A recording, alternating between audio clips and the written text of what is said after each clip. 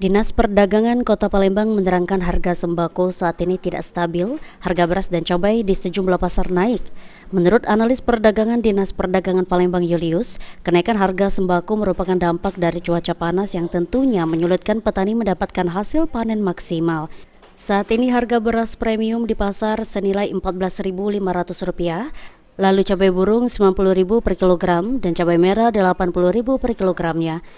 Untuk tetap menstabilkan harga sembako, pihaknya terus melakukan koordinasi ke distributor di Palembang untuk mengetahui kendala yang menyebabkan harga naik dan untuk mencari solusi agar harga tetap stabil. Sembako kita di Palembang ini Pak, sudah ada kenaikan, apalagi dari harga beras ini Pak. Kita dari harga beras medium ini sudah sekarang ini sudah 12.000 dan harga beras premium sudah 14.000, 14.500. Apalagi untuk saat ini harga cabai kita yang sudah agak melambung tinggi Pak. Berapa itu Pak?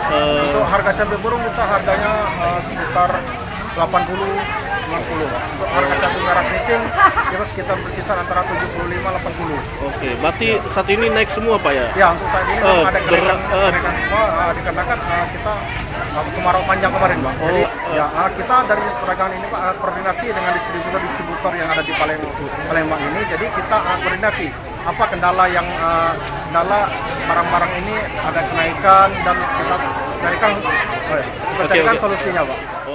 Aji Delia, PAL TV.